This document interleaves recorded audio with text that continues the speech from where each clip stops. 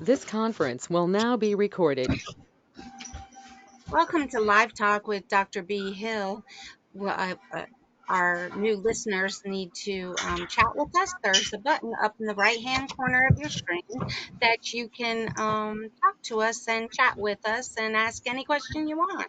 So today we have returning guest Travis and Dr. Doug Smith. So, Dr. B, take it away. Okay, thank you so much. I know we always have great things coming with Doug and with Travis, uh, discussing all of the slides and all the scientific evidence that we have. And I don't want to take the time up. I want to turn it over to them right away so we can learn more because these meetings are very, very informative. Thank you, Dr. Smith, and thank you, Travis. Thank you, Miss Thank you. B. Travis, how are you today? Doing well, Doug. How about yourself? Well, once again, we spent time yesterday talking about Dr. Nora Volkow, and that always just puts a damper on my day when we discuss her. But it's important that we do. And Travis, yesterday, I think for the first time, you were exposed to some of the science or lack of science that Dr. Volkow has been pushing from her platform at and there's thank you, Dr. B. There's Dr. Volkow now. That's her. um just looking at I the woman wanted to here, start your day. yeah, just I cannot look at her without knowing how I feel about being a physician, knowing about how I felt when I took the oath, knowing about how I feel that I'm I felt motivated to dedicate my life to helping others. And then when I look at Dr. Volkow and Travis, when I look at the stuff we looked at yesterday, uh, she has, in my opinion, knowingly and intentionally obscured the science and presented something that isn't science as if it was science in an attempt to deceive mainly physicians such as myself, and then secondarily everybody else in the country. And she has done so very successfully. And Travis, you were exposed to that yesterday for the first time. I was just wondering if after the show you had any thoughts along those lines about how you felt about what you learned yesterday. Yeah, I agree with what you're saying, Doug. It kind of blows my mind. I'm not in the medical field, like I'm not a doctor, but I just don't understand how this is allowed. Like, if you have science to back up what she's saying that it's not true, and like you said earlier, lack of science, I don't I just I don't understand. I don't get it. I don't see how it's allowed. Travis, you hit the nail right on the head. I hadn't thought about it. Okay, and once again, I always enjoy hearing your words. You hit the nail right on the head. You said how this is allowed. That's what you said. You used the word allowed. Uh, Travis, that's exactly it. It's not allowed. You can't do it. Nobody does it. And so what Dr. Volkow here is taking the fact that it's not allowed, nobody does it, and she has used her position of trust to do it. And because nobody else does it, nobody would think of doing it because it is so dishonest, because it is so dangerous, because it is so unethical. Nobody else would do it. And since nobody else would do it, it's called, the third rail. I don't know if you've ever been around subway cars, but the electricity goes through the third rail. So you never touch the third rail. Okay. That's the one that'll kill you if you touch it. And here what she's done is she's used her position of trust. And Dr. B yesterday laid out how many papers she's been involved in, and she's built up this persona of the expert, and then she has used our trust against us, and it Can I worked. ask a question? I need to ask this big question because this came up with me after we were off the air. Isn't she committing fraud with the federal government? Fraud includes the concept of intent, and Yes. none of us know what the intent is. I really don't want to see her charged criminally. I think that's a very difficult thing to do, and it would probably fail. I just want to see her run out of town. I want to see her brought in front of that oversight committee, forced to at least confront the questions that need to be asked, and then fired. Travis, I don't know how you feel about it. I agree with that. I mean, that's exactly what I think should happen. Travis, there isn't anybody else but us that's going to do it. We're it. We're it. We're it, and we will do, and we will get the job done. So, Travis, But she's taking money on false pretenses, though. She's taking money on false pretenses. I hear you loud and clear, B, and I agree with you. But as long as she's publicly humiliated and fired, I'm fine with it. It's tough to prove intent. It's tough to prove intent, and not worth the effort. And frankly, I don't want to give her the opportunity to clear her name. I just want her confronted with what she's done, fired, and passed down into obscurity.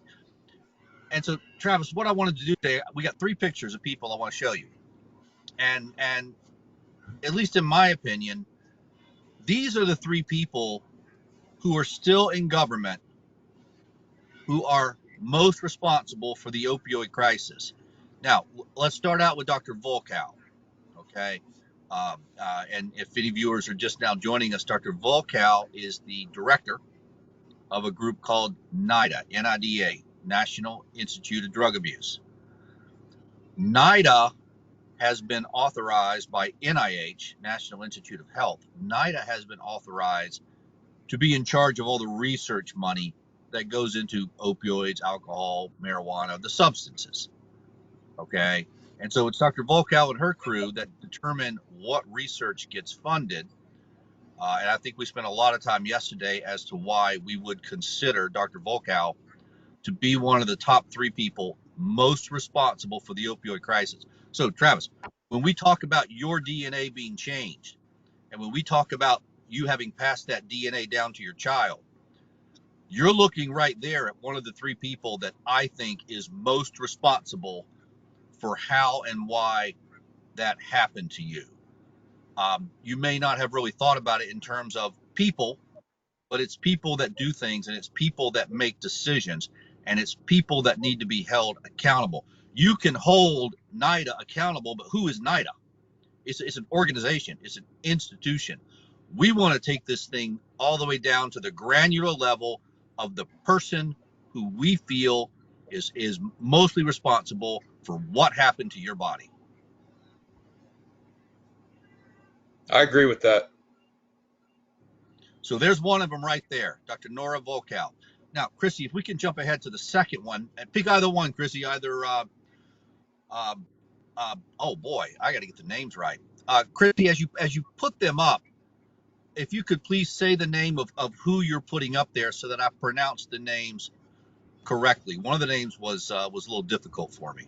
It might be difficult for you too, but I'll put you on the spot first. How about Miriam? We'll do Miriam. Very difficult last name. Delphin. You want to try that again? Oh, you know what? There you go. I remember now. I actually put the name up there. Okay. Travis, can you see the full name there? Yeah, Miriam E. Delphin. And then I can't see. Oh, Rittman. Okay. Miriam E. Delphin Rittman, PhD. Now, this is the person that's in charge of SAMHSA, Substance Abuse Mental Health Services Administration. Now, SAMHSA is the group that is largely pushing this mental health component of the opioids. And they're getting billions and billions and billions of dollars from the federal government to promote both the concept of opioid addiction and the treatment for opioid addiction. Now, Travis, Along the way, somebody called you an opioid addict, right? Yes, that's correct, Doug. Did they ever recommend treatment for you as an opioid addict? Yes, they did. Did you do it?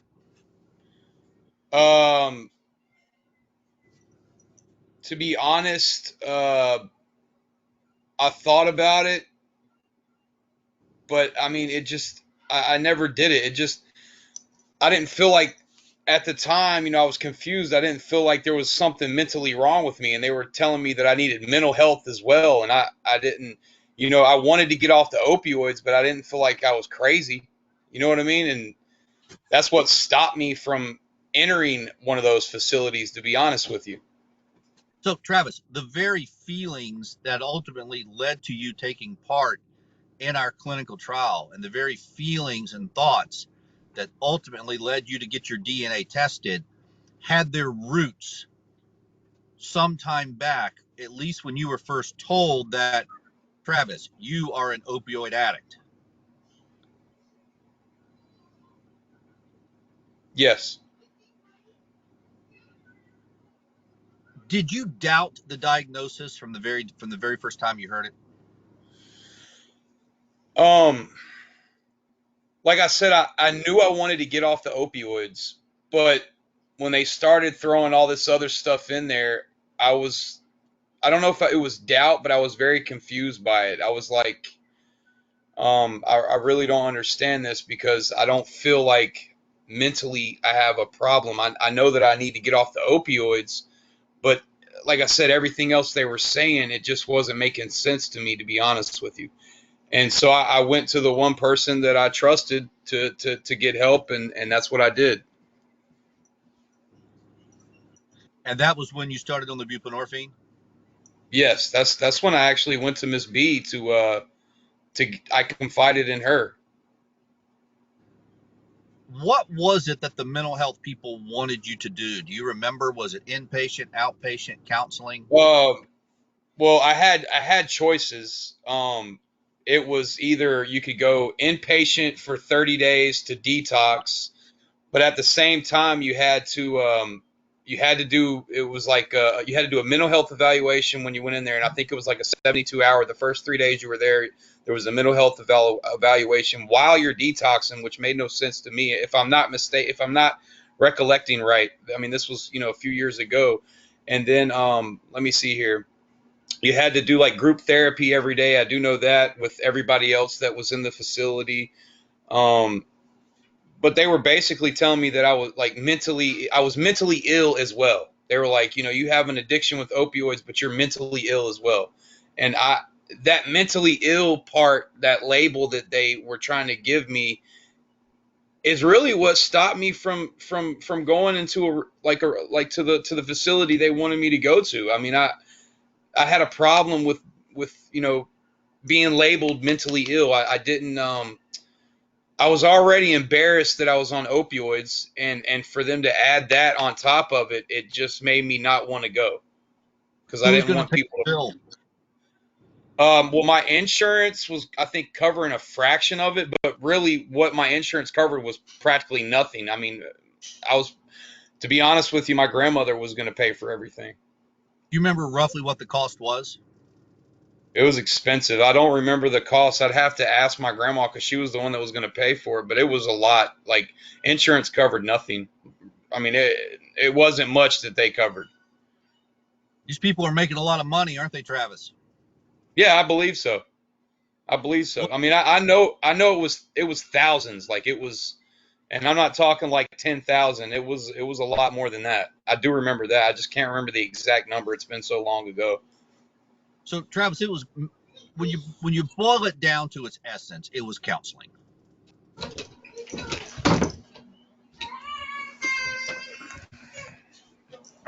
Sorry, guys. No worries. Nope. We all have families. Everything. It's all good. Need a few minutes? No, I'm good. I just had to Okay. lock my door. Sorry about that. Sorry. So when you boil it down to its essence, it's counseling. A It's lot, all a lot talk. of what they were, yeah, a lot of what they were saying was counseling, a group counseling every day, 72-hour observation, mental evaluation. Were they going to put you on buprenorphine? You know, I don't know. I didn't. I didn't ask them, to be honest, and it was never mentioned. But I mean, they just said detox. So you would have been in withdrawal. If they meant detox and wasn't, I mean, yeah, they just said detox to me. They never. They said it was a 30-day detox program. So I don't know exactly what that meant, but that's what was said. Well, let's play devil's advocate here, and let's first talk about it as if it was 30 days without any buprenorphine, and then we'll talk about it as if it was 30 days with buprenorphine. So if you Okay. went in a facility for 30 days, no buprenorphine, went into full-blown withdrawal, are you going to stay? Nah, I wouldn't have made. I probably wouldn't have made it the first couple of days. There's Now no let's way. say that they gave you buprenorphine and you stayed for 30 days. But then what's going to happen at the end of 30 days? Uh, I don't know that, Doug. I mean, I didn't go, so I really can't say. But I mean, I can tell you when I first started taking buprenorphine, there was a few times where I did relapse, and I don't know if that would have happened there as well, but it only happened twice, and then after that, which I mean, nothing happened because I was on buprenorphine. So I mean, it's Why I do just people got sick. relapse? I think I got sick, and then once I got sick, I never did that again. Why do people relapse on buprenorphine? I have no idea. For you, do you remember? I mean, were you just even though you were on buprenorphine, were you still craving the opioids a little bit? Um, it was so long ago I can't remember, but I mean, I wasn't sick, and I think I don't know what happened. I think I got in an argument with somebody one day, and I can't really remember exactly what all happened, but I don't know if it was cravings or it's been so long ago I can't remember, to be honest with you. I just know that I was struggling with that at first, like whether or not I was going to stick with the buprenorphine or whether or not I was gonna. I mean, it was a hard decision at first. I mean, for me, but it only happened one or two times, What and about then now? after no, oh no, I would never ever ever touch an opioid ever again. Never, All right. never. So far, we've looked at the pictures of two people. We looked at the picture of Dr. Nora Volkow, current director of NIDA, and we put forth that Dr. Volkow is one of the people most responsible for the opioid crisis. We're also looking at the head of SAMHSA, Substance Abuse Mental Health Services Administration, and at least from my perspective, SAMHSA is a leading reason, a major reason, a major contributor to the how and why the opioid crisis, maybe not how it got started, but the reason that it's continued as long as it has. And Travis, the reason I say that is, as a physician, we're trained to make a diagnosis, and then based upon that diagnosis, you initiate a treatment plan. Does that make sense? Yes. The problem with SAMHSA is the diagnosis is wrong. Their diagnosis is opioid addiction, opioid use disorder. And Travis, in medicine, if you make the wrong diagnosis, you're more than likely going to give the wrong treatment plan. Does that make sense? Yes.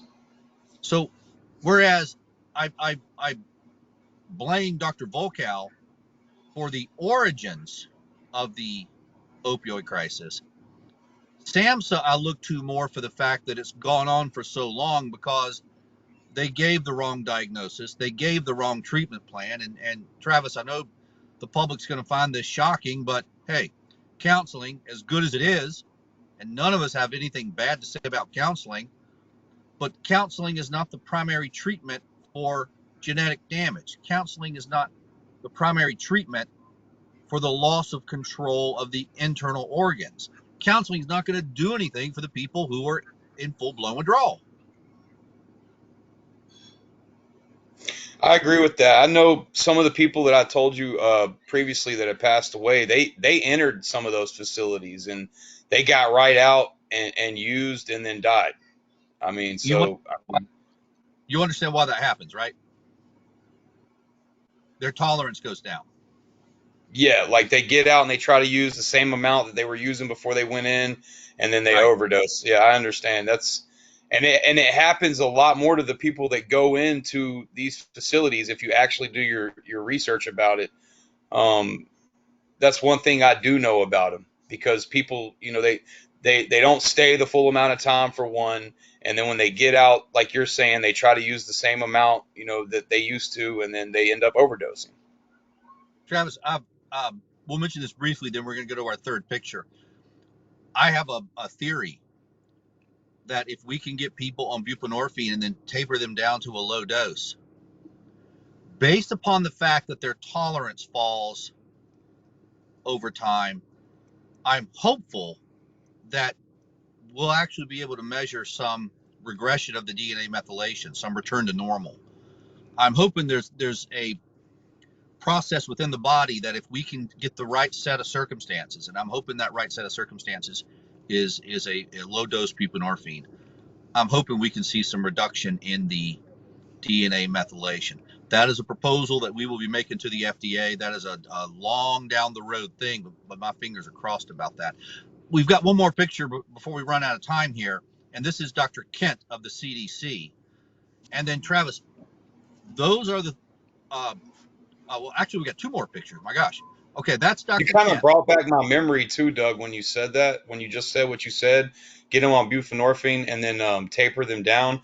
When I first got on buprenorphine, they didn't have me on a high enough dose, and I believe that's what happened with me whenever I relapsed the first couple of times, because they started me out with only like one a day, and then after that I was up to three a day, but now I'm back down to like two a day.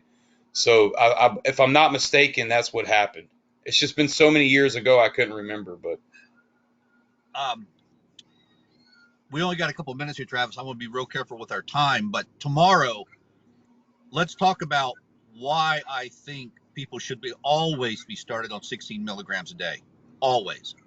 Okay. And then a few people might even need a higher dose, but then I am a big proponent, if possible, of tapering. Let's talk about that tomorrow. We got two more pictures we want to get on the screen here today, so we get all four. So we saw Okay. Dr. Volkow at NIDA. We saw doctor with a difficult name at SAMHSA. This is Dr. Kent, Charlotte Kent, who is she's in charge of what's called MMWR, Mortality and Morbidity Weekly Report. This is the front line for the CDC. She's the one that has missed this epidemic of cardiovascular deaths. We also directly sent her our data. She read it, didn't do a thing. So this is someone who contributed to the prolongation of the opioid crisis. And then even when confronted with your data, Travis, your DNA, she looked at your DNA, she looked at your catecholamine levels, adrenaline levels, and did nothing.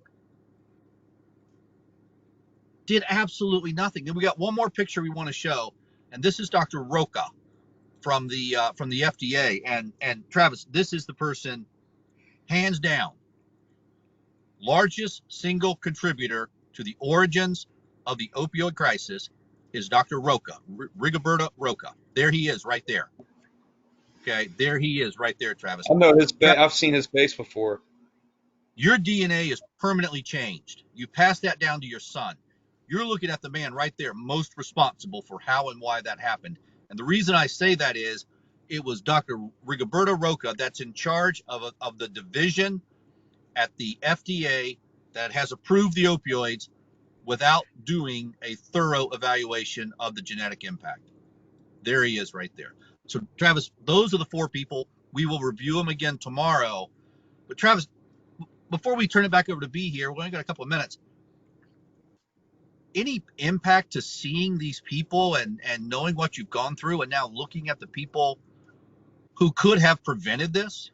Yeah, I mean, it makes me. I mean, it makes me angry. I mean, I think anyone that is going through or has went through what I did, it's going to make you angry. You know, learning about what they knew and what they pretty much held secret to the entire world. I mean, to everybody in the medical industry, and then everybody else in the world. I mean, that makes me angry. It makes me want justice for everybody and for myself, and like you're saying earlier, I think all of them should have to resign, not just the first doctor that you told me about, but I think all of them should have to resign. Travis, why don't we hold there for today? I'd like to really go over get this again tomorrow in some deeper detail, what these people did, why they're on the list, why these are the 4 that we are calling upon Congress to put in front of the Oversight Committee. But let's get Dr. B back in on this and get her thoughts. Hi. Okay. Yes, I am also angered at all of this. The reasons that it continued the way it has continued, the reasons why this is going on and on and on. And you would think, with the feelings that they have, that it is a mental illness, okay? Why does the death rate continue to climb? Why are the cardiac cases continuing to climb? Doesn't anybody look at any of this? I mean, is it am I crazy? Or I mean, it's right there in front of you and staring you in the face. How can they continue with what they are if nothing is working that they're doing? Why are they not looking for something different than what they're pushing? There's They're my pretty thought. they're pretty comfortable right where they are, B, and they're Yeah, going to but the they're status. not dying. They're not dying, Doug. Nope, They but they're are the alive and well. No, right. they're getting rich is what they're doing. They're getting rich. So that's my big problem. If you see that your cure is not working, then there's a problem with you continuing doing or pushing that cure. B, we only got a couple of minutes here, but look at what they built. Now stop and think for a second. Okay, it's opioid addiction. If the person overdoses and dies, it's their fault. If the person relapses, they weren't committed to their sobriety. And No, withdrawal no, doesn't kill you, no. okay? That's what makes these people so dangerous. They take no responsibility for their actions. No. That's And what what they so do is they take blame the patient. They blame right, the patient. And blame the that's patient, 1,000% wrong. and they take no responsibility for what they've done. None. And they won't ever take responsibility unless we hold them accountable. And Travis, that's where you and I come in. We will. We're going to. That's my plan, and I know that's your plan. So, it's time for them to get in front of the committee, like you said, and answer some questions. And there needs to be some punishments, and that's what needs to happen. They all need to resign, if you ask me. And look And who Luther, just left it. Hey, Chrissy. Hey, well, thank you guys so much for the information that you gave today. Very, very informative. So thank you, our listeners, for joining in with Live Talk with Dr. B, and we shall all see you tomorrow, every Monday through Thursday at 12:30. Thank you. Thank you.